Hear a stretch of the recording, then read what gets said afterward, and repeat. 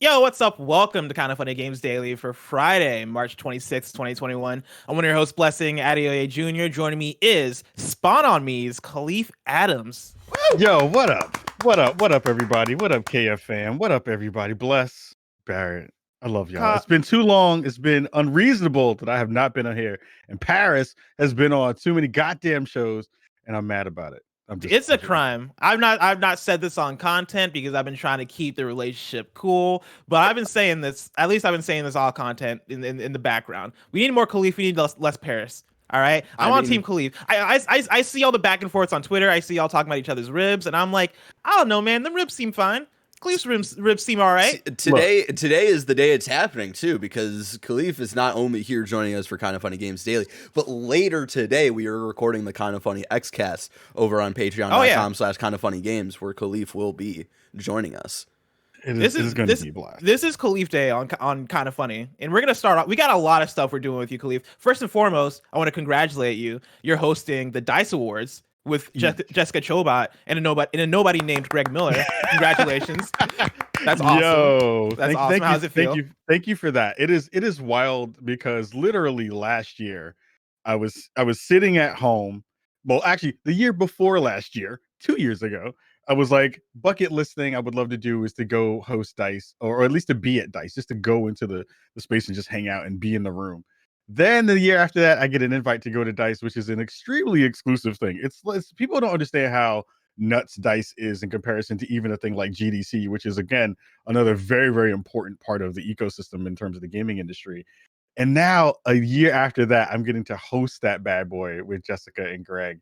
It is a wild time here in Chicago. It is very, very cool. I'm celebrating. I'm taking in all the good energy. It feels good. Yeah, no, like that's such an awesome thing. I got so hyped when I saw that being announced the other day. So I want to shout out to that. I also want to shout out because you're launching new merch. Do you want to talk about this? Barry, you have images that you can pull up. What's up with this new merch that you got going on? Yo, we have moved stores. Shout out to that photo right there, especially for folks who are watching, because one of the things people have been asking for a while has been, yo, when are y'all getting hats? When are hats going to become a thing for Spawn on Me? We got hats now. Our friends, we have moved over to our friends over at High Score Tees. We're launching our new store today. It is live right now. You can go to bit.ly/SOM gear, some gear, and you can check out the new stuff we have there. We got sweatpants. Now we got all over prints with the Spawn on Me logos all over the joint. It looks super dope. We got hats. We got the new Welcome to Chicago shirt that I'm rocking right now with the Black Power fist on it. It's looking real good. I appreciate the Spawn on Me merch. Like, I'm wearing my Spawn on Me shirt right now, and I feel like you're looking real good, Bless. With each new shirt y'all release, you know the merch only gets hotter and hotter. Y'all keep killing it. Bear, if you can scroll through, show us what else we got. And again, like it's dope. That's on the back of the shirt. That's the new Som Bad shirt. We have really good stuff. I think that I will toot our own horn to say that we have not only some of the best gaming merch on the planet, we have some of the best podcast merch on the planet. I think I agree. People like it. People rock it. I think it's some good stuff on there. And I think, again, check it out. Let me know what you think. Where can people check it out? You can go to bit.ly/somgear, SOMGEAR. That's the short link. The long link is highscoretees/collections/spawn on me. And again, massive shout out to the folks over at High Score Tees. We went to them because they understand how to kind of rock with not only gamer merch, but they've been doing stuff with so many different creators over the past couple of years because they're connected to Rare Drop, which is a huge level up for us as well. So we're going to be, our old store is still there. If you're looking for some of the older designs, we're going to be moving some of them over in the next couple of months, but some of them may be going away. So if you want to snag those, you can catch those at the old link, which I'll be posting, towards the end of the show on Twitter and all that kind of stuff. So cop the stuff that you can now because some of that old stuff is going to go away, but we have new joints coming in and I think they're pretty dope. That's awesome. Definitely go check that out. bit.ly/SOM gear if you want to check that out. But for now, let's talk about details on the next Call of Duty. Hades winning big at the BAFTAs and more, because this is Kind of Funny Games Daily, each and every weekday at 10 a.m. live right here on twitch.tv/kindoffunnygames. We run you through the nerdy news you need to know about. If you're watching live, you can correct us when we get stuff wrong by going to kindoffunny.com/you're wrong. If you don't want to watch live, you can watch later on youtube.com/kindoffunnygames, roosterteeth.com, or you can listen later on podcast services around the globe by searching for Kinda Funny Games Daily. To be a part of the show, head to patreon.com/kindoffunnygames, where bronze members or above get to write in, and silver members or above get the show ad-free with the exclusive daily post show. Housekeeping for you, it's a big day for Kinda Funny reactions. Today, over on youtube.com/kindoffunny, you can catch Falcon and the Winter Soldier episode 2 reactions, Invincible reactions, and our Suicide Squad trailer reaction. That is all going up this morning on youtube.com/kindoffunny by the time you get this later in the day. If you're watching live, it's not all up right now because they're literally in the process of recording that stuff. But in a few hours, you can get all that content right there on youtube.com/kindoffunny. And then next Wednesday, after KFGD, Greg's stream is raising money for American Heart Association. You can tune in for the normal Wednesday stream, but this time it's for a good cause. So make sure you tune in to support. Thank you to our Patreon producers, Mick at the Nanobiologist, Abrahamson, Blackjack, and Trent Berry. Today we're brought to you by DoorDash, Gabby, and Game Attack, but I'll tell you about that later. For now, let's begin with what is, and forever will be, the Roper Report. It's time for some news. We have 5 stories today. A baker's dozen. And I'm actually going to start with a 0.5 because I know people are going to be asking about this one, but we don't have it as an official news story, mainly because, one, it was happening hot. It was happening right before the show when we had our team meeting, and so we didn't really have the time to tune in for it. And also, it didn't seem like there were big headlines about it, but I know people want to hear about it. Kahlief, did you catch the ID at Xbox stream that went down today? I did watch some of it. There was some we got to talk about, and I know I didn't get a chance to see all of it because I was like in work doing work meetings and stuff, but there were some games in there that when we talk about what the concept around ID at Xbox kind of was in the beginning phases of it, where it was really like, this is going to be the foray into the indie space that Microsoft kind of missed during the era of the PS3, when PS3 was super, super high on the indie space. And the leaps and bounds of terms of quality and quantity of fantastic stuff that they put into that thing has been nuts. So to be able to see where they've kind of landed now with some of the games they showed, it's cool, the stuff that they're pushing out right now. Yeah, and people in chat are telling me that it's actually still happening and that it's 4 hours long, which I didn't realize. Because it started at 9, and so I assumed that it would be like a cool an hour long, 30-minute thing. But no, it's still going on. Thanks for that update, chat. Tag me if Tunic gets a release date. I would personally like to know, because I've been waiting for that game for a few years. And then also it's on my Fantasy Critic League, so that'd be cool if I could, Oh, that's a mistake, Barrett. You should know that's a mistake. What? Tunic has been one of those games that's been announced for years.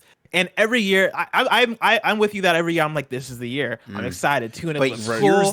Here's the difference though this year, Blessing. And this is why that I do appreciate, even though I don't have an Xbox, it's why I do appreciate directing Kinda Funny's XCast, is that at the beginning of the year, Xbox put out, or maybe at the end of last year, Xbox put out a video of like all of the games of their 2021 slate, and Tunic was in that video. Tunic has been in that space for a long time, where it first got announced at least 4 years ago or something like that, and at least as being a thing. And now it is the one game that everyone's like, yo, where's Tunic at? Where's that game at? We still haven't seen that game. Where's that game at? Just give me Little Fox indie Xbox Zelda. Yeah. I want that Little Fox, please. It's crazy that game has been at so many PAXs. I've gotten to try out that game a few times now over the years, and each time I'm like, just give it to me, just release it, man, just put it out there, let me play it. I'm also excited for 12 minutes. I hope that shows up. 12 minutes. Oh, that's a game that what was slated for late last year got pushed to this year, and I think everybody is on the edge of their seat waiting for them to show more stuff. Let us actually play that game because that game looks so good. Like I said, Annapurna don't miss. Annapurna doesn't miss. And I'm very excited for all of Annapurna's games this year. And then also, Drinkbox announced on their Twitter that they're going to have a new game show up, and so I'm excited for whatever that is, because I haven't jumped into a Drinkbox game since Severed, and I love the first Guacamelee. Yeah. I love Severed. Oh, bless. Have you not played Guacamelee 2 then? No, I skipped out on Guacamelee 2 is good. I would say 2 is like, gameplay wise, I think it takes a little too long to get into like what 2 offers. That makes it special. Yeah, that makes it special. But like when you do get there, it is really good. And also, I think like the humor is amped up way more. It's just like overall, I think 2 I like more personally, but that's just me. They found their sweet spot with 2. Awesome. We'll keep our eyes on that stream. If there are any big headlines that pop up, we'll maybe see if we can check in on Nibel on Twitter or something. We're talking about it on Monday. But for now, our actual story number 1 is about Call of Duty. Story number 1, this year's Call of Duty returns to World War II. I'm going to pull from Wesley Yinpool at Eurogamer. This year's Call of Duty returns to World War II according to fresh reports, in part verified by Eurogamer. Modern Warzone reported this year's new Call of Duty is in development at Sledgehammer Games, makers of 2017's well-received Call of Duty World War II, and is due out late 2021. Eurogamer sources have indicated this is indeed true. Modern Warzone also reports this game is codenamed Call of Duty World War II Vanguard, and reports the name will be changed in the future. While this may indeed be the case, Eurogamer understands Activision's current plan is to stick with the Vanguard subtitle for the final version.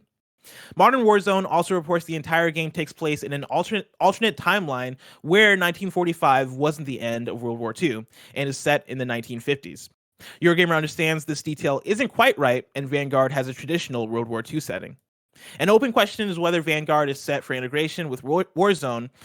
Black Ops Cold War was announced within Warzone, and its integration into the Battle Royale, while suffering from significant problems, clearly boosted sales of Treyarch's shooter.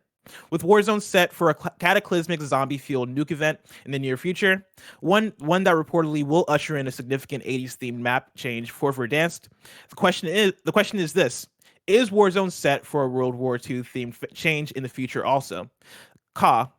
You're a big Call of Duty person. I know you love playing the Warzone. You love playing Call of Duties. Does this one surprise you that Sledgehammer would be returning to World War II?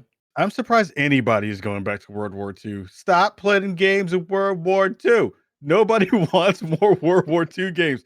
They have whack-ass weapons that shoot like old guns because they're old-ass guns. But I haven't gotten enough of them yet. We've got dozens of World War II games, and I need more. Hey, Barrett, I got 4 games that have an M1 Garand in it. You want one of those games? No one wants those games because they're old as shit. Nobody wants those guns. But I really need to know the story of World War II, Ka. I've never heard of it before. I need to see it in a video game for the first time ever. I just want to interrupt this and say in chat, Paris just appeared to say, kind of funny, bad cooking daily. Wow. Which I think is a hilarious bird. If we want to go and switch things from old stuff to old stuff, let's talk about Paris. No one wants Paris and nobody wants World War II games. Let's talk about that because both things are old and both things are bad. Let's talk about that real fast. Shout out to the chat. Shout out, I love you, Paris. But I'm saying no one wants this anymore. We are so tired of the World War II version. What's the right move? Because I remember just a few years ago, people were saying the exact same thing about future in Call of Duty. We're tired of the wall running. We're tired of the future tech. We want to go back to something more traditional. What is the balance there? What should Call of Duty do next? Interestingly enough, because of the conversations around 6 Days in Fallujah, I think that there is a way to put stuff in that era of of conflicts that we've seen. I think that there's space to do it there. Black Ops went back to Vietnam for a little bit. They did some kind of side content there. I think there's an interesting conflict there. Like, again, if you're gonna do this stuff, and Battlefield hasn't said that they're going to do the thing that I want, which is go into the far future, which is, again, like make the 2142 game of the new era.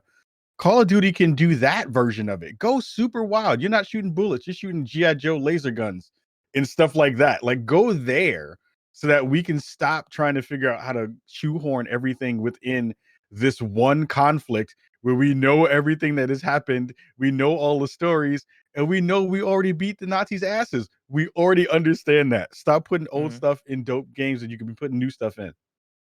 This is one that doesn't surprise me as much because Call of Duty World War II a few years ago was pretty well received as far as I can see, right? Like I don't remember people having too much of an issue with that one, aside from fatigue with old war games. It seems like Sledgehammer has found a nice bag there in terms of something that they're comfortable with, that they could do well. The thing that fascinates me about this story though is what integration with Warzone looks like, because Warzone is that game that came through and kind of helped reignite Call of Duty excitement. You know, like people were always there for Call of Duty. Call of Duty has always been popular. Call of Duty might always be popular, but Warzone really came through and really brought in a lot of people back into Call of Duty that might have lapsed. Brought in the people who were into battle royales back into Call of Duty in ways that Blackout didn't do as much when it came out in that Black Ops game.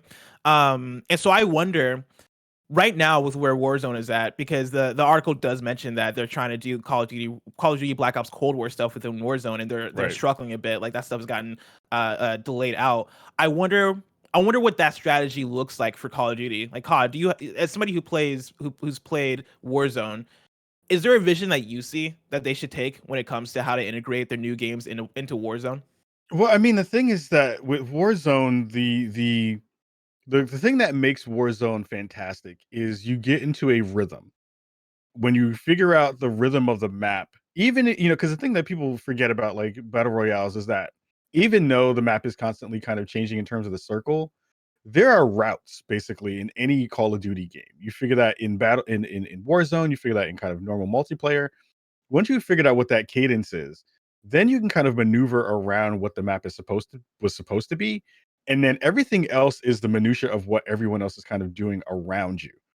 The thing that makes Call of Duty games great is the fact that every gun feels good.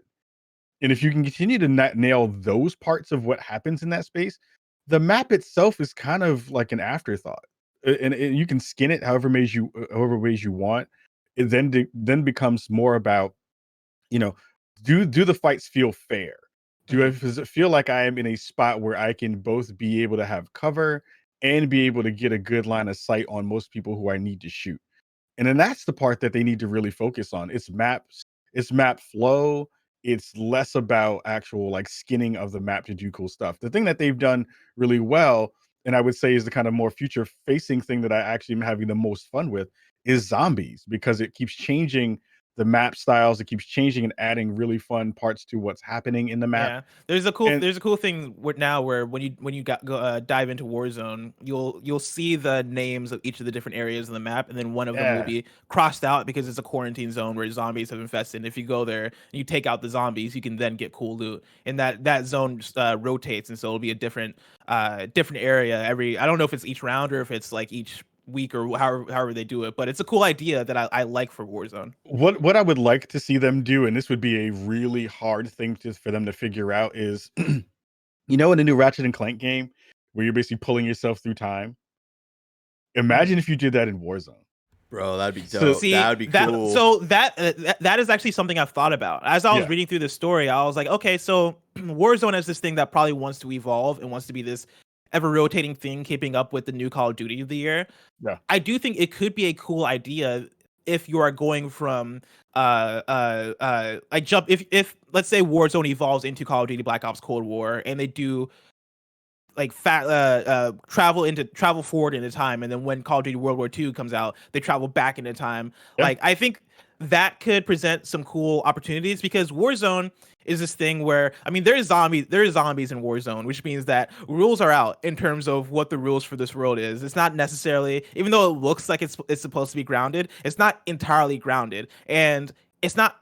At the same time, it's not Fortnite that is cartoony and is able to do all this wild shit and bring in Thor and bring in Lara Croft and Kratos and all these different characters. Yeah. Warzone doesn't. I don't think can have that benefit, because it probably takes more work. They don't have the same deal making abilities as Fortnite, especially because it's a rated M game. There's probably a lot of different factors that fall into that in terms of popularity and whatever it may be. But they're not able to do that on the level of Fortnite. I wonder for them if being able to do something big and dynamic like travel back into time and turn that into a big moment for Warzone that reignites it once again, and then also promotes the next Call of Duty, is the move for them.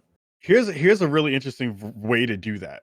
So the way most battle royales work is you have the circle that you're wind up in is squeezing in on you, and then in that outside area is where you die. Imagine if you had both happening at the same time, because they have era specific maps that are happening. So you have the Miami map, which is an 80s theme map.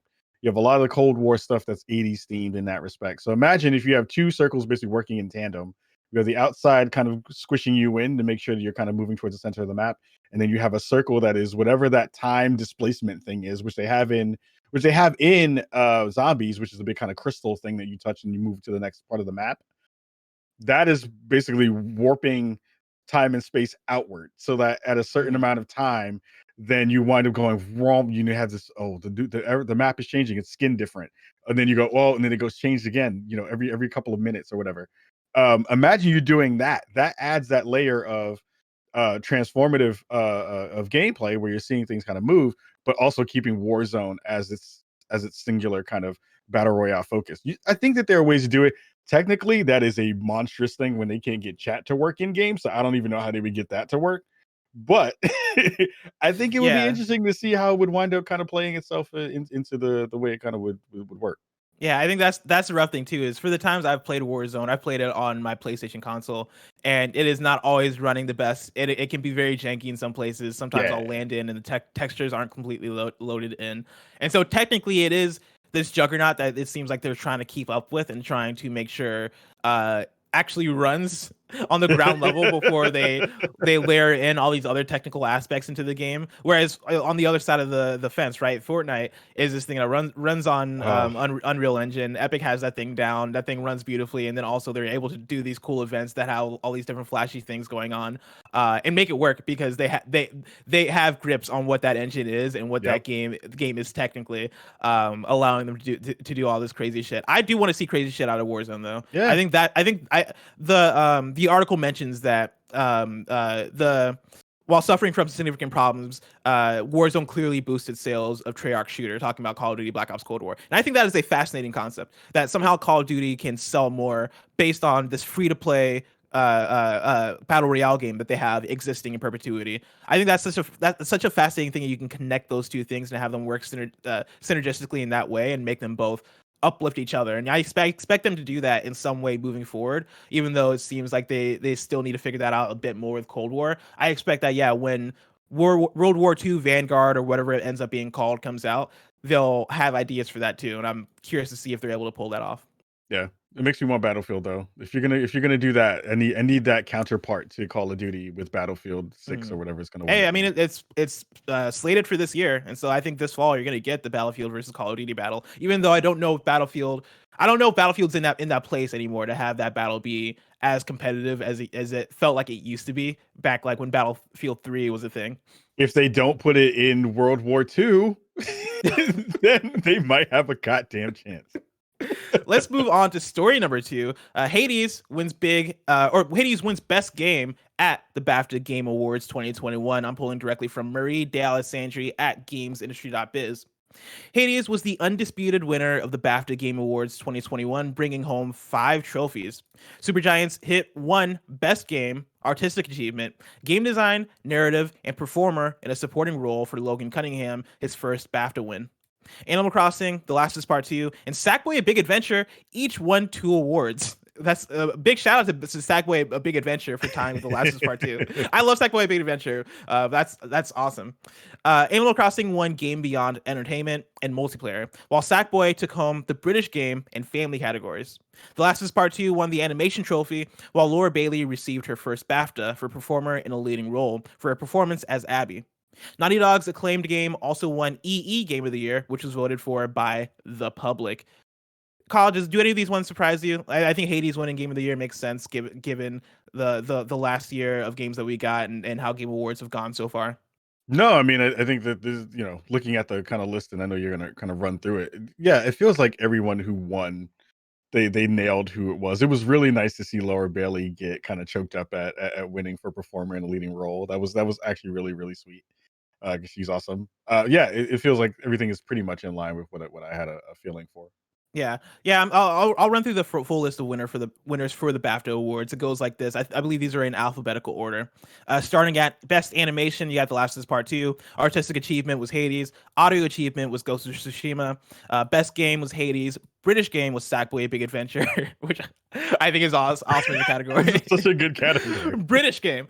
Debut Game was Carrion. Evolving Game, Sea of Thieves. Family Game, Sackboy: Big Adventure. Game Beyond Entertainment, Animal Crossing: New Horizons. Game Design was Hades. Multiplayer was Animal Crossing: New Horizons. Music was Marvel Spider-Man Miles Morales. Narrative was Hades. Original Property was Kentucky Route Zero TV Edition. Performer in a Leading Role was Laura Bailey for The Last of Us Part 2. Performer in a Supporting Role, Logan Cunningham for Hades. Technical Achievement, Dreams. And then EE Game of the Year, which is voted on by the public, was Last of Us Part 2. I think that I like that they do with their Game Awards, BAFTA, is that they differentiate Best Game from Game of the Year. Yeah, which is a thing that I very much like. I push for, because I think Game of the Year is a concept of like, hey, this is the game that defines the year. This is the game that had the most impact or whatever it is. Something that is more analogous to times person of the year, I think makes sense versus best game, which you can judge on a game design plus story plus mechanical level.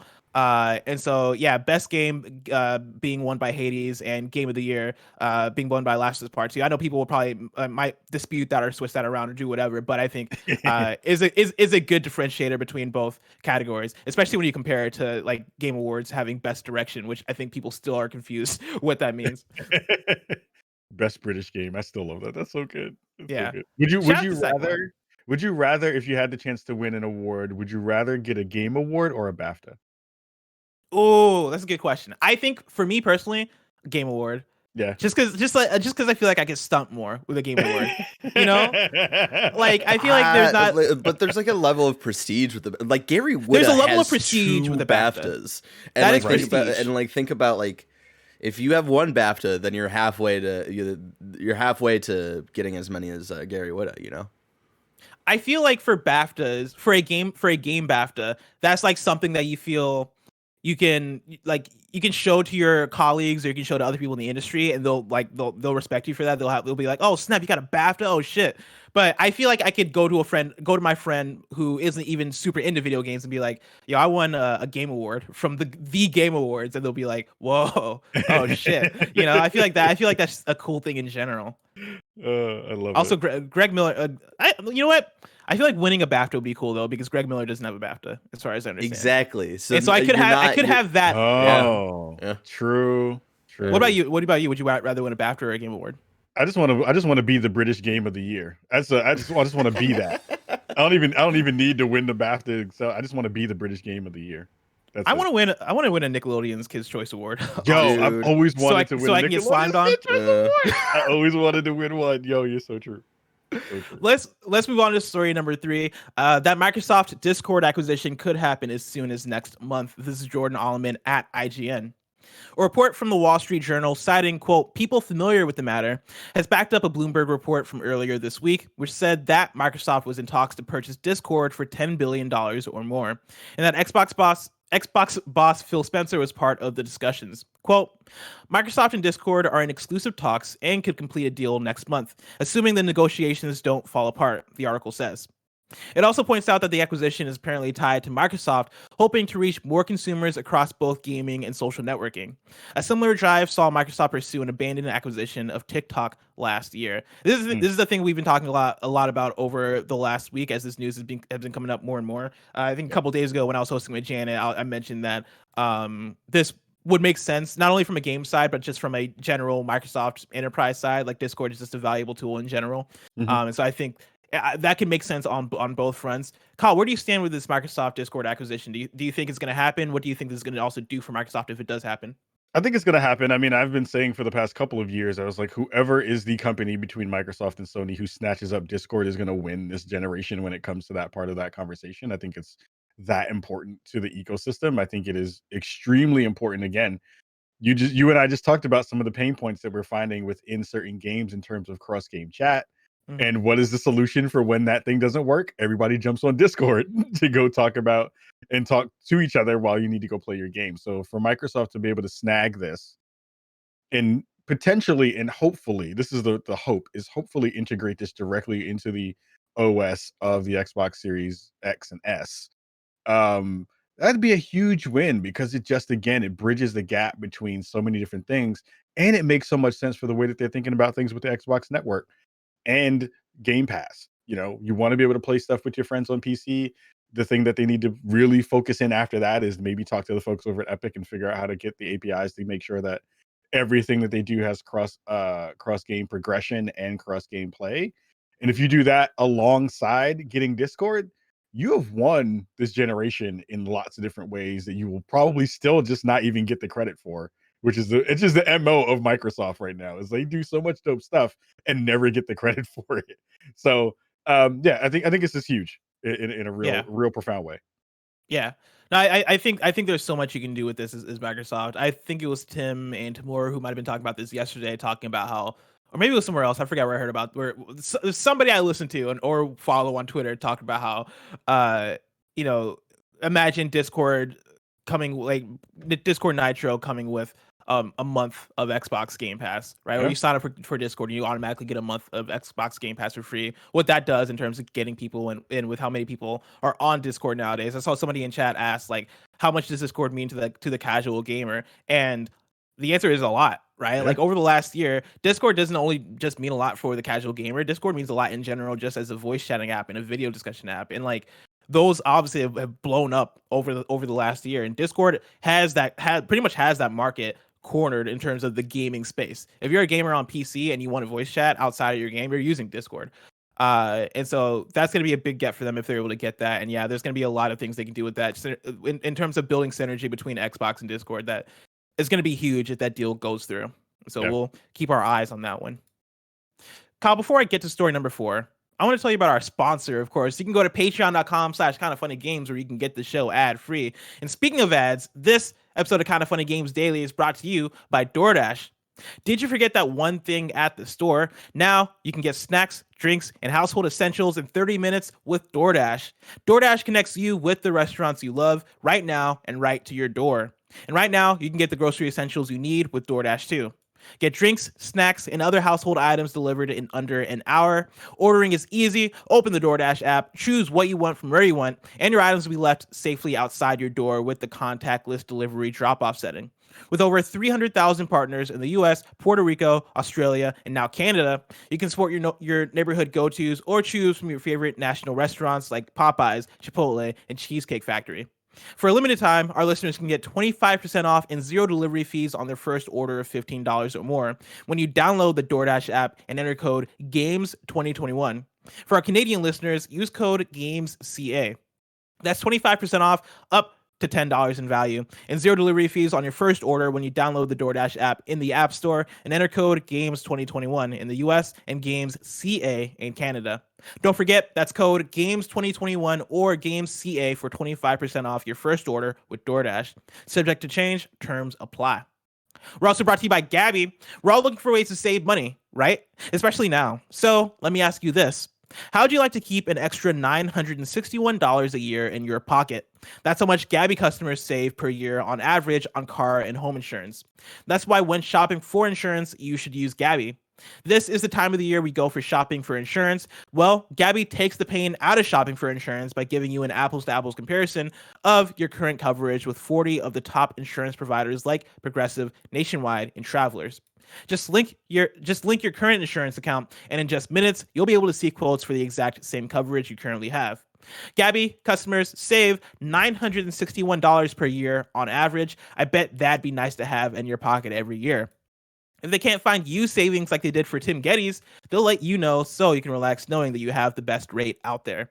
And they'll never sell your info, so no annoying spam calls or robo messages. I like the idea of a robo messages. The actual copy says no more annoying spam or robo calls, but I ad-libbed that to robo messages. And now I'm like, man, I imagine that iRobot future. The robots are texting you. They're like trying to get you insurance. And you're like, no, please, God, no. Nah, not in my house. Not with Gabby. You'd feel less guilty about like hanging up on them, you know. And it's true. You can leave them on red. Leave them robots on red. Yeah, exactly. You know, and they don't get their feelings hurt. You're probably overpaying on car and home insurance. See how much Gabby can save you. It's totally free to check out, and there's no obligation. Go to Gabby.com/gamesdaily. That's GABI.com/gamesdaily. Gabby.com/gamesdaily.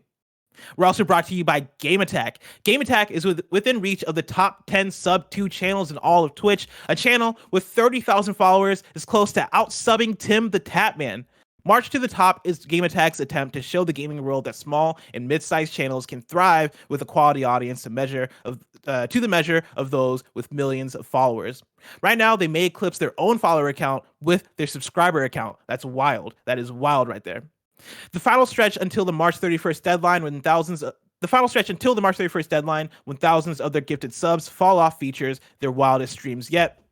Tonight, they are doing a messed up Mario Party where subs affect player actions. Then Saturday is a Stop AAPI Hate Charity stream. Monday is a Doom 2016 Noob versus Pro Challenge against Lawrence Sontag. And then the home stretch is Wednesday. That'll be a victory lap stream featuring an attempt at the biggest hype train in Twitch history. Dude, that's awesome. You can make world history by being a part of that stream, part of that hype train.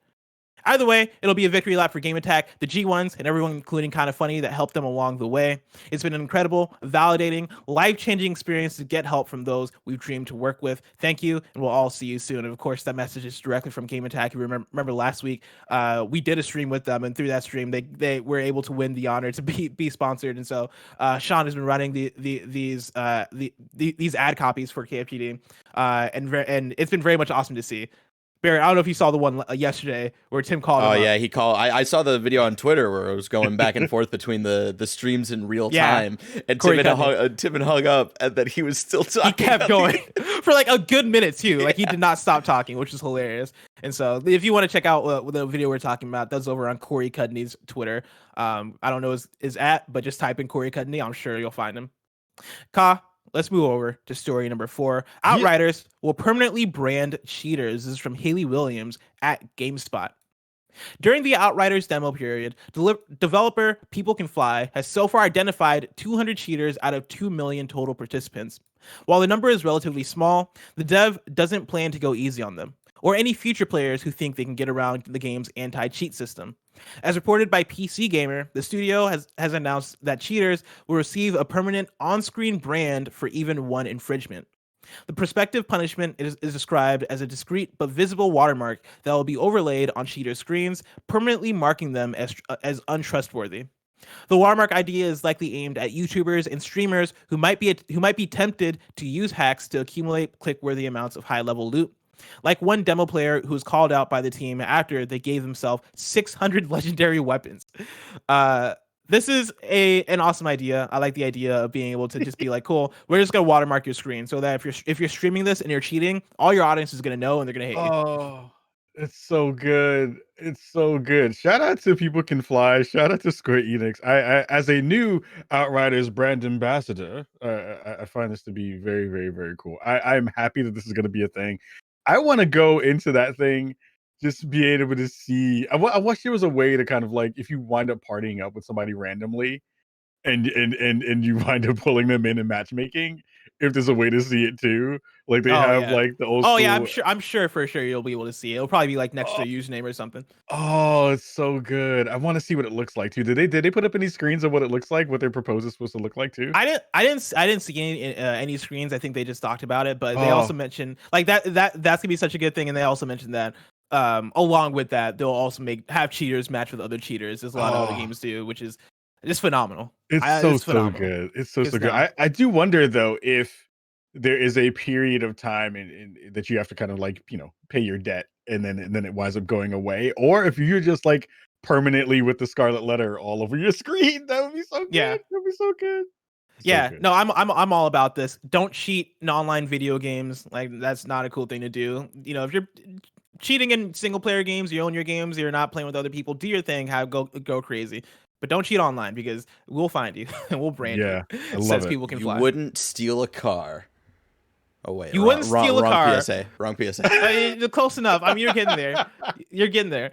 Story number 5. Let's round this out by talking about a PSA. Balan Wonderworld's Day 1 patch is set to fix epileptic triggers in the game. This is Marie D'Alessandri at GamesIndustry.biz. Square Enix urged players to download and install the Day 1 patch for Balan Wonderworld, following reports of flashing lights which can act as a trigger for those at risk of epilepsy. Developed by Japanese studio Arzest and Square Enix subsidiary Balan Company, the platform is releasing today. However, users reported on Twitter that the final boss fight featured a, quote, potentially seizure-inducing effect taking the form of repeated flashing lights. In a statement sent to GamesIndustry.biz, a spokesperson from Square Enix said the issue is fixed by Balan Wonderworld's first patch. Quote, please ensure that you install the Day 1 patch before playing Balan Wonderworld, the statement read. We received reports of photosensitive epilepsy risk from a potential flashing bug if playing the game unpatched. The Day 1 patch prevents this issue as well as enhances the overall play experience, end quote. Kyle, this is the second high-profile game in the last 4 months that have had these issues. And one, I want to shout out the fact that good games reporting, good games media work, good games journalism is dope because these things come to surface and these things get fixed. And so I want to shout that out first and foremost. But like, what do you think is going on here in terms of this being a repeated thing that big publishers are getting wrong? I mean, you file all of this of like how did this get through cert and like how does it get through certification. And shout out to Liana Rupert, who Game Informer. From Game Informer, Dirty F and Hippie on Twitter, for doing that work over on Cyberpunk. I think again, it's like one of those things where I just don't understand, and it makes me kind of remember just how sometimes when games are getting rushed through the process because of publishers sometimes often wanting to get things through the gate faster so they can hit their specific kind of launch windows, what that looks like from a financials perspective, which usually drives things getting kind of pushed through faster. It just takes a little bit more time to have more folks kind of look at a thing once or twice and help the QA team see this stuff so that when it goes out into the world, you don't hurt people, which is the thing that you want to make sure you're not doing. So I'm not one to call things lazy because video game making is very, very hard. But it is a thing that you have to pay attention to that kind of stuff because again, it goes under a lot of the conversations that we've seen with friends like Steve Saylor and so many others about why accessibility is so important to making sure that you understand the audiences that you're going to be hitting and that everyone is going to be playing your stuff at some point. So you got to make sure you're keeping people safe. Yeah, and it's something that I think more and more we're learning that you have to have people along in the development process for this stuff who know what accessibility looks like and know how to catch these things. Like one, I think this should be caught in certification. Like it's upsetting that this seems to be a thing that consistently gets through. And with Cyberpunk, it's like, all right, how much cert did that game even get in the first place? But for something like Balan Wonderworld 2, like also it's these are things that have to be caught. And the fact that one, it seems like an afterthought, and two, they're calling it in their statement, right? They called it a bug, but as far as I understand, like that wasn't a bug. That was just a feature that you didn't catch, right? Like that's in programming. Like that's a purposeful thing. If you have all these flashing lights included in the final boss fight, that's the thing that's the thing that you shouldn't call a bug. Bugs are glitches, things that are wrong in code, things that you didn't catch from that standpoint. This is straight up ignorance. This is straight up in the boss battle. Yeah, it's in the boss battle. You can't in the final boss battle. You have done so much work to make sure that thing plays well. You had to, and if you did not catch that, that's just negligence at that point. Yeah, Ka, I can't wait for the future where we see more game developers taking good accessibility into account and actually doing the work to make sure their games don't cause epileptic triggers. But that future, maybe far away, hopefully it's sooner than later. But if I want to know what's coming out to mom and grop shops today, where'd I look? The official list of upcoming software across each and every platform as listed by the Kind of Funny Games Daily Show host each and every weekday. Yeah.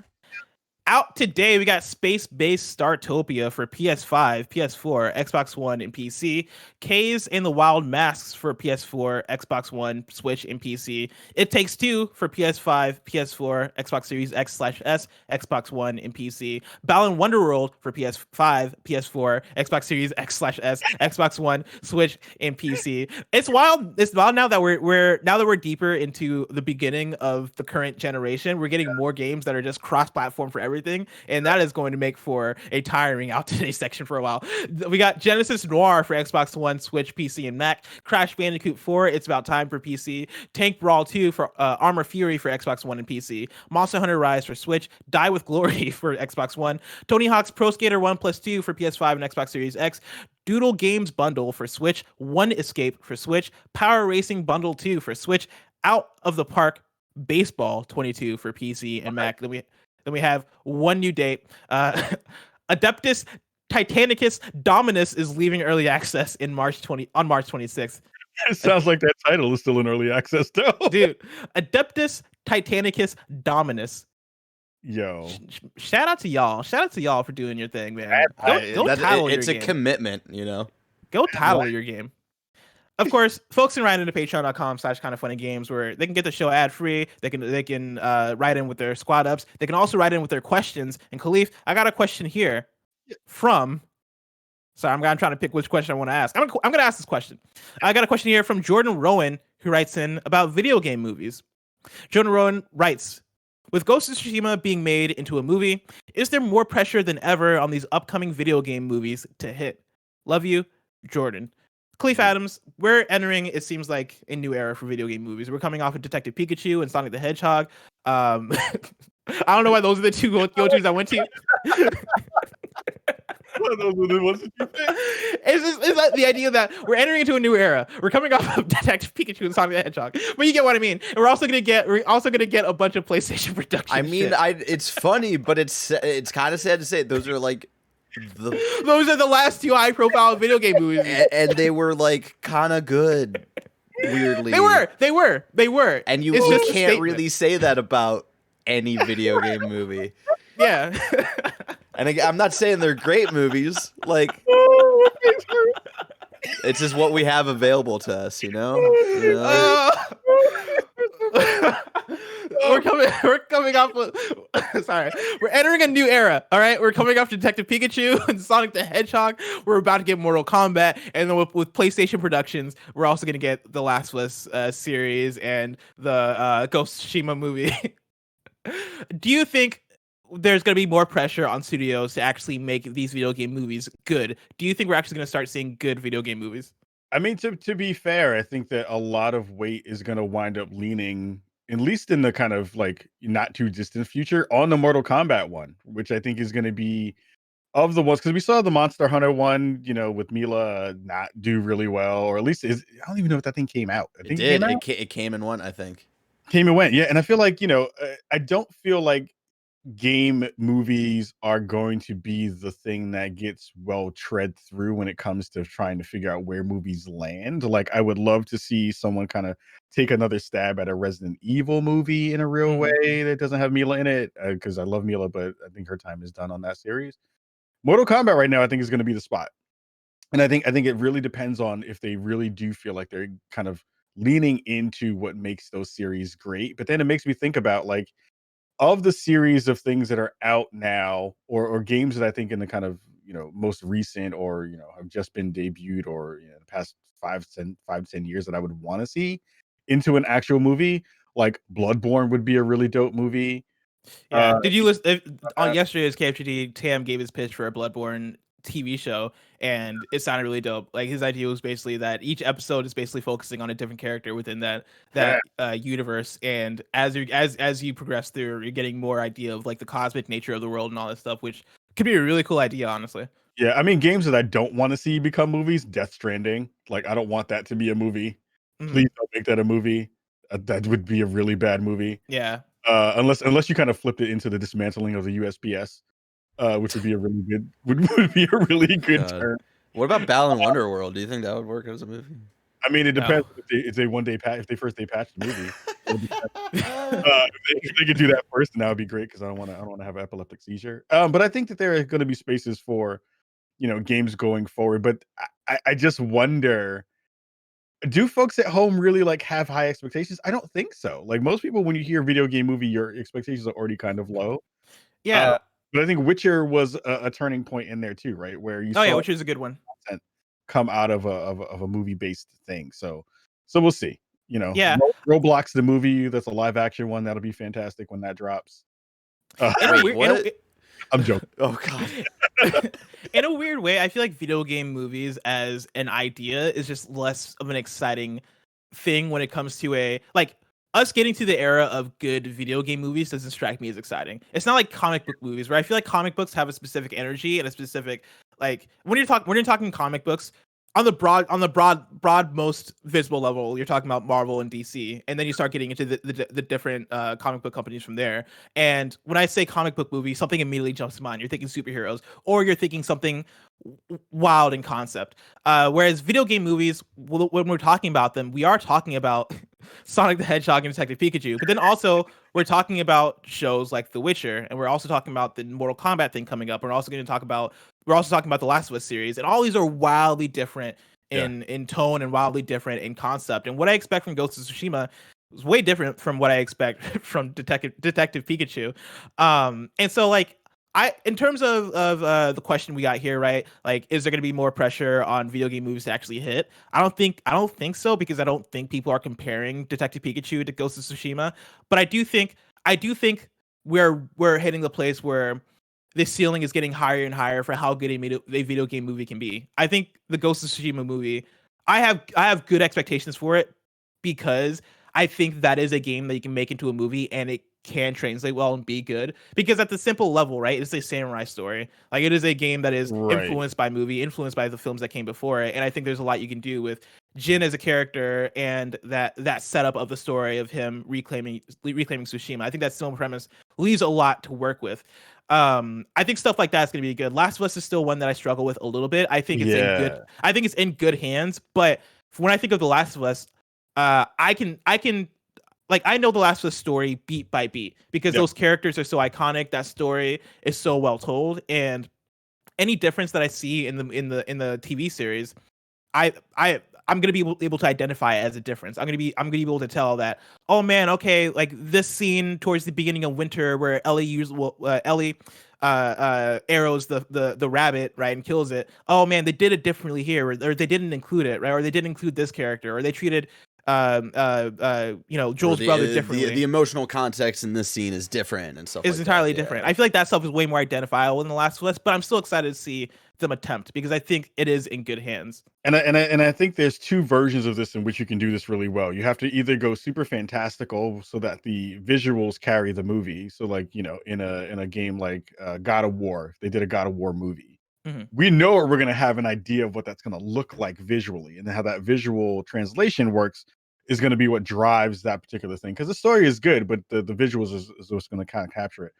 When I think about games like Ghost of Tsushima and Last of Us, I mean, I love Last of Us 2 and all the things that kind of went along with it. But I think games where the narrative is supposed to be the thing that drives it, you then need a really strong narrative from the game initially to then give me the ability to feel like it would make a good movie. And I think there aren't too many games that have nailed that first before you kind of move to the next step of say we want to make a film adaptation of it. So I think that's the thing that they have to nail first. Is like if you make a really good game story within the game that you've made first, then you can have that conversation about making a movie. So what you're saying is that the Sonic movie shouldn't have happened. I'm not going to crap on any Sonic fans. We appreciate you. Thank you, Kahlief. Got to go fast. Solidarity. Yep. Kahlief, this is Kind of Funny Games Daily's 900th episode. Wow. Would you believe it? You're on it here with me. I appreciate you. I also appreciate the best friend named Kenny Ballou, who wrote in with an email detailing all the different stats for Kind of Funny Games Daily over the last few years. And so Kenny Ballou, you're going to be not this week's Squad Up. We're skipping Squad Up. This is one of the rotating segments, the 100th episode breakdown. Kenny Ballou writes in with this. It's KFGD's 900th episode. Today, Friday, March 26, 2021, is the 900th episode of Kind of Funny Games Daily. Congrats. As I did for the previous 100 episode milestones, I put together some fun stats and fun facts about the show. This milestone may have been the most challenging to track with a bunch of new hosts and hosting combos, but I've expanded my spreadsheet and I'm ready to provide an update. Feel free to pare down, and then I'll post the full rundown on the Reddit like usual. I'm not pared it down too much. I'm probably going to only read the top numbers for certain lists. If you want the full thing, definitely go to Reddit. Check out Kenny Ballou's post over there.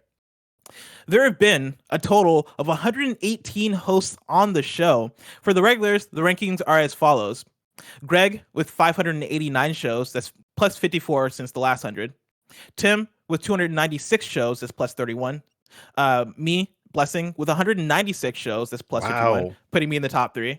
Andrea, RIP, with 172 shows, that's plus 1 since 800. Gary with 135 shows, that's plus 21. Imran, rest in peace, with 98 shows, that's plus 17. Jared, RIP, with 65 shows. Fran with 57 shows. Danny, RIP, that's Danny O'Dwyer, with 23 shows. And Andy Cortez with 17 shows, that's plus 3 since the last 100. For the guests, Paris Lilly and Janet Garcia lead the way with 4 episodes each. Anthony, and I should also clarify that these stats aren't going to include the current episode, obviously, because these stats are coming in fresh.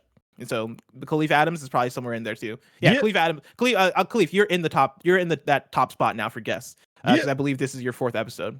Damn right. Anthony Gallegos, Chastity Vicencio, Cheeks Jr., Belinda Garcia, Mike Mahardy, Alana Pierce, Austin Creed, Kahlief Adams, who now isn't part of this list, and Tamor Hussein have all hosted 3 times. Anthony Carboni, Christian Phillips, Brittany Brombacher, Kat Bailey, Aiden Strawhoon, David Yagno, Steve Saylor, Nathan Brandt, Odell Harmon Jr., Bruce Green, Victor Lucas, Gabe Patillo, Ben Hansen, and Laura Kate Dale have all hosted twice. 79 other guests have hosted once. Now it's time for hosting combos. At number 1, we have Greg and Tim with 136 shows. Number 2, Greg and Andrea with 120 shows. Number 3, Greg and Gary with 91 shows. Number 4, Greg and Bless 62 shows. Number 5, Tim and Bless 56 shows. Number 6, Blessing and Imran 42 shows. And I'm going to end here. Number 7, Greg and Jared 29 shows. Wow. Let's see here. Some other random pairings we've gotten. Tim and Timur have hosted together 3 times now. Greg and Anthony Carboni have hosted together 2 shows. Greg and Anthony Gallegos 2 shows. I'll skip through. You can me and Jana Garcia did 2 shows. Me and Paris Lilly have done 2. Me and Ka now have done 3 before it was 2. There have been 3 shows of KHGD where there were more than 2-person hosts. The first 2 were 3 hosts. The first 2 were 3 host shows where Greg, Andrea, and Victor Lucas on December 12th, 2017. Then Greg, Andrea, and Tim hosted May 18th, 2018. The latest was on July 23rd, 2020, when it was a 5-host show. Greg, Tim, Blessing, Andy, and Snow White Mike all joined together to host after the Xbox showcase. The show is run by one of the hosts who reads the Roper Report, segment transitions, etc. The rankings for this is, at number 1, it's Greg, 570 shows. That is plus 52 since episode 800. I'm at number 2 with 145 shows. That's plus 40 since episode 800. Tim has hosted 77 shows. That's plus 6 since 800. And then following is Andrea at 30 and then Imran at 29. This is amazing how detailed this is. It is incredibly detailed, and Kenny Blue is doing the Lord's work. He does it every time, every 100. Every 100 episodes. Kenny Blue deserves a BAFTA. Yo, we gotta get Kenny Blue at least a deserves a best British game. You know what I'm saying? Yes, at least that. No doubt. For some advanced metrics, the rankings for percentage of shows run to shows hosted for KF employees and part-timers is this. Greg has hosted 96.8% of the shows he's been on. I've hosted 74% of the shows I've been on. Stoic Mike has hosted 42.9%. Jared 35%, and the list goes on. Go to Reddit for that. Rankings for who has done the sound effects for the show, being the Roper's Report, Jingle, Baker's Dozen, etc. Kevin has done it the most, obviously, with 615 shows. That's plus 91. And then Barrett with 164 shows. That's plus 9. And then let's see here. Incredibly, I got to run the show more, man. Yeah, you got to run the show more. I don't. They don't let me run the show. I only get to run the show when Kevin's busy. You know what I'm saying? Barrett, I love it when you run the show. You bring good energy. You have good takes. I love you. I've been saying I miss Barrett on more shows anyway, so I've been saying. Oh, thanks, Scott. Incredibly, there have now been a total of 253 shows since the last show in the studio. Sad face. That means over one quarter. That means over one quarter of all the KFGD episodes have not been in the studio. Wow. Yeah. Since the Patreon post shows were added in January 2020, there have been only 7 shows of the 303 total shows without a post show. Kevin continues to contribute signature additions to the show. On November 5th, 2020, Blessing brought a plate of bacon to eat over the course of the show. Kevin quickly put together a bacon graphic to pop up when Blessing ate the bacon. And I think I remember I threw Kevin off with that one because I ate it very early on in the show because I was very hungry. Oh my God. Our long lost host, Jared Petty, made a special appearance on December 3rd, 2020, when Greg called him up to discuss everyone's favorite handheld, the PS Vita. In a horrifying scare on January 13th, Greg and Gary announced that would be the last WWIII Wednesday. Thankfully, WWIII Wednesday would live on Tuesdays when the real news announced #take that blessing. But I made the best of it, everybody. All right. I've been killing it on Wednesdays. You can't tell me different. On February 3rd, 2021, Imran confirmed to Blessing that about 50% of the time he remembered his promise he made on July 7th, 2020 to say one lie each episode. What lies have been told? Sources have told me that Imran took his new job to save himself from having to come up with a new lie each time he hosted a new show. True. On February 17th, Andy came back on the show as a host, breaking a streak of 133 shows since the last time he appeared. The prodigal son has returned. And then Kenny Blue ends with this. I do want to seriously thank you guys for all the hard work you put into the show and your other shows /podcasts /streams. For someone with a desk job like me, these shows help make my days go faster and help me feel like I'm talking with friends even when I can't. And a specific thanks for the expansion of KFGD to include so many diverse voices. The show is now that much more informative and entertaining to listen to because of it. Thank you. I look forward to when the full new team is in the studio, and I'll see you back for episode 1000. Thank you, Kenny Baloo. Kenny Baloo, thank you. You did the damn Clap thing. it up for Kenny Baloo. Kenny Baloo. Round of applause for Kenny Baloo. Kenny Baloo killed it. You do a great job with the wrap ups, and thank you so much for listening and caring. Can I add something real fast? Go for it. I would love to do. This is me jumping on the soapbox real fast. I would love to co-host the show with Andy, Andrea, and then maybe Paris one day. Ooh, I do want to see the Kahlief Paris dynamic on KFG. We got to make that happen. I'm honestly really scared of it. Like, I was scared of Paris. I think they might throw hands. Yeah, like yeah. Like, thank God this is virtual. You know, I was scared of Paris and Danny last week on XCast. Like, I thought I was gonna have to like be like the teacher and like separate the two, but they're actually like they actually came together and it was really sweet. But like before, I was really scared. So like I would fly down. I would fly down once pandemic is over to do that show live. To do the me and Paris show live. I'm saying it live on the show now. I would fly down from Portland to make that a real thing. Now it's time for kindafunny.com/you're wrong. That's where you write in and let us know what we got wrong as we got it wrong so we can correct it for those watching later on youtube.com/kindafunnygames and on podcast services around the globe. Our one you're wrong for this episode. And I'm actually shocked. Usually we have a bunch of your wrongs and like most of them aren't really your wrongs, editorializing. We only got 2 write-ins. One of them was additional info that I don't think was as needed, but we got one you're wrong here from Kebabs, who writes in and says, the new Ratchet and Clank has you traveling through different realities, not time. Maybe Kyle was thinking of about A Crack in Time from 2009. Yes. Yep. Boom. There you go. Nice. Of course, with it's Friday, which means that your week is over, but we have a new week coming up. The next week's hosts go like this. On Monday, it's me and Greg. Actually, that is a change. On Monday, it's me and Greg. Tuesday, Greg and Gary Witta. Wednesday, it is me and Tim. Thursday, it's Andy and Nick for the highly anticipated April Fool's episode, so get hyped for that. Then on Friday, it's me and Lucy James from GameSpot. I'm really scared for when they like announce Starfield on April Fools. You know, oh my God! 1st. Like, I'm really scared for any big news coming out on the Andy and Nick episode. I cannot wait. That's gonna be your April Fool's episode. Get hyped for it. So good. If you're watching this live, you're gonna be genuine with Lucy. I'm sorry. Oh yeah, no, I'm super excited to host with Lucy because I'm not hosted with her before. We've gotten to play Overwatch in the past, and it's a good time hanging with Lucy, and so that's gonna be a good one. Yeah. If you're watching this live on Twitch, after this, we're playing Overwatch on PC with the community.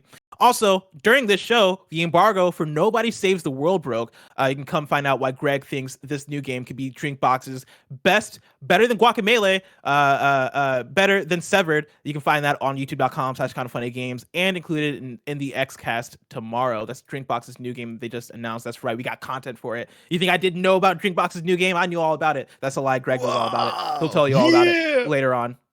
And then Kahlief Adams, thank you so much for joining me, hanging out, being on the KFGD. Where can people find you if they want to check out your work?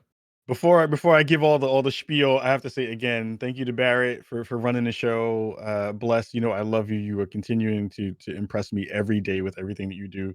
Blessing show is fucking brilliant. You and Rob, thank you, man, are killing it right now. So watch the Blessing show. Watch the Blessing show. Real long list of stuff is I'm hosting Dice. That's coming up in April. You can find Spawn of Me's show on all podcast platforms. We just dropped a new episode, which literally is mostly all about the conversation around 6 Days of Fallujah. I felt like there wasn't a lot of really good nuance around that conversation. So we're hitting that and talking about that in a real way this week. So please go check that out on YouTube. We're trying to get to 10,000 subscribers there. We got a far way to go, but we're trying to get there. Check out the new merch. We got stuff over there at highscoretees.com/collections/ Spawn on Me, which you can either check out there, new dopeness there, or you can go to bit.ly/SomGear to go check out that stuff. I'm also doing a new show with a guy named Greg Miller and the amazing Alana Pierce over on Cloud9's channel called Presence of Mind, all about mental health and well-being, sponsored by Kaiser Permanente. So they are helping us out with that wonderful thing there. And there's a couple of things that are coming up soon that I'll be rocking. I'm going to be doing a stream this weekend. I don't know exactly what time, but it's going to be for WonderCon. I'm probably going to be playing a couple of hours of Luke Hero because that game is my new crack.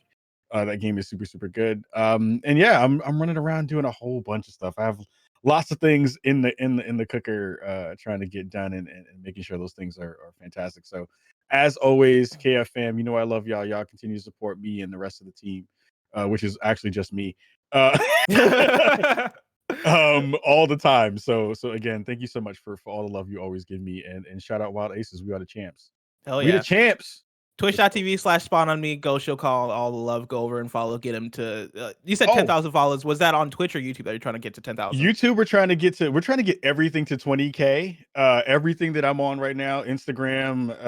Instagram.com/Spawn on Me Podcast. Twitter. I'm almost at 16,000 on my personal account. We're almost at 10 on the show account. We're gonna have Chris Charla on the show, actually talking about the ID at Xbox Showcase next week. So that's going to be next week's show. We're going to have him on. Yeah, we got lots of dope stuff coming. So we're trying to get to the 20K mark across everything. So hopefully we can do that this year. Go support. Of course, this has been Kind of Funny Games Daily, each and every weekday live right here on twitch.tv/Kind of Funny Games. We run you through the nerdy news you need to know about. We have a Patreon post show for those that are subbed at the silver level of patreon.com/Kind of Funny Games. So stick around for that. Otherwise, until next time, Game Daily.